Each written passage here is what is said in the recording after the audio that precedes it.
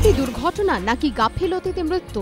ইস্টবেঙ্গলের তরুণ ক্রিকেটার অঙ্কিত কেশরের মৃত্যুকে ঘিরে ইতিমধ্যে দানা বেঁধেছে বিতর্ক। শুক্রবার মাঠে দুর্ঘটনার পর অঙ্কিতকে ভর্তি করা হয় আমরি হাসপাতালে। আমরির সিইও রূপক বড়ুয়ার দাবি, মাথায় চোট পেলেও অঙ্কিতের মস্তিষ্কে কোনো আঘাত লাগেনি। গতকাল তাঁর কাঁপুনি দিয়ে জ্বর আসে, কিন্তু ইস্টবেঙ্গলের কর্তারা তাঁকে আমরি থেকে নাইটিঙ্গেল হাসপাতালে নিয়ে যান বলে তাঁর দাবি।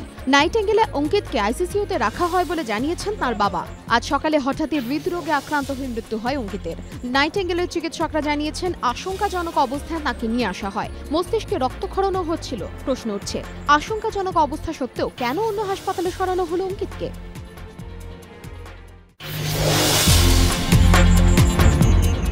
পুরো ভোটে গিরিশ পার্কে গুলিবিদ্ধ কলকাতা পুলিশের এসআই।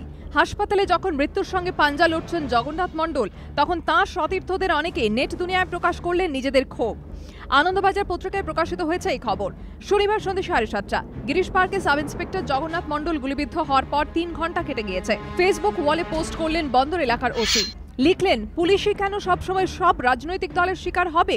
ভোটারদের নিরাপত্তা এবং ভোট যন্ত্র ও ভোট কর্মীদের সুরক্ষা দেওয়ার দায়িত্বে ছিলেন আমাদের একজন অফিসার, কিন্তু বিনিময়ে তিনি পেয়ে গেলেন তাঁর জীবনের সবচেয়ে দামি উপহার, একটি বুলেট। আনন্দবাজার পত্রিকায় প্রকাশিত খবর অনুসারে কলকাতা বন্দর এলাকার ওই ওসির কিন্তু এমন কোনো রেকর্ড নেই যাতে তাঁকে প্রতিবাদী তকমা দেওয়া যায়। কিন্তু শনিবার পুরভোটের পর তাঁর ফেসবুক পোস্ট সেই ধারণাটা আমূল বদলে দিয়েছে। পোস্টের সমর্থনে লাইক আর কমেন্ট নিয়ে যেভাবে এগিয়ে এসেছেন তার বাহিনীর সতীর্থরা, তাতে কপালে ভাঁজ পড়েছে কলকাতা পুলিশের কর্তাদের। আনন্দবাজার পত্রিকার প্রতিবেদনে বলা হয়েছে, গত 24 ঘন্টার মধ্যে পোস্টে 90টি লাইক পড়ে গিয়েছে। যারা লাইক করেছেন তাদের একটা বড় অংশ কলকাতা পুলিশের অফিসার।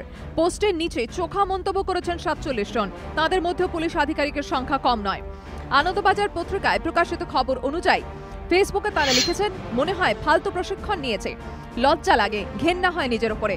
কেউ লিখেছেন, রাজনৈতিক নেতাদের প্রশ্রয়ে দুর্বৃত্তরা প্রকাশ্যে গুলি চালানোর সাহস দেখাচ্ছে। কারোর মন্তব্য, দিন আসছে যখন পুলিশের স্বাধীন ক্ষমতা হবে, বদমাশ রাজনীতিকদের উপরে নির্ভর করতে হবে না। আনন্দবাজার পত্রিকায় প্রকাশিত প্রতিবেদন অনুযায়ী কলকাতা পুলিশ কমিশনার সুরজিৎ কর পুরকায়স্থ বসে বিক্ষোভ বিদ্রোহের ব্যাপারে কোনো মন্তব্য করতে চাননি। আনন্দবাজার পত্রিকায় প্রকাশিত খবর অনুসারে পুলিশের বড় কর্তারা এই ঘটনায় স্বতঃস্ফূর্ত বিদ্রোহের সুর অনুভব করে প্রবাদ গুনছেন।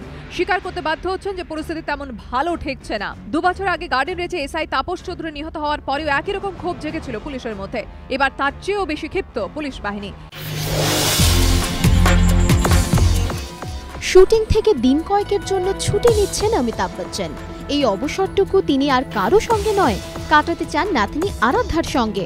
অমিতাভ বচ্চন জানিয়েছেন, আরাধ্যার সঙ্গে সময় কাটাতে তাঁর সবচেয়ে বেশি ভালো লাগে।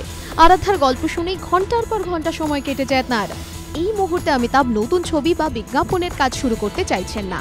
8ই মে মুক্তি পাবে সুজিত সরকারের ছবি পিকু। পিকুতে ভিন্ন ধর্মী চরিত্রের অমিতাভ বচ্চনকে দেখার জন্য অপেক্ষায় দর্শকরা। অমিতাভ বচ্চন ছাড়াও পিকুতে আছেন দীপিকা পাড়ুকোন এবং ইরফান খান।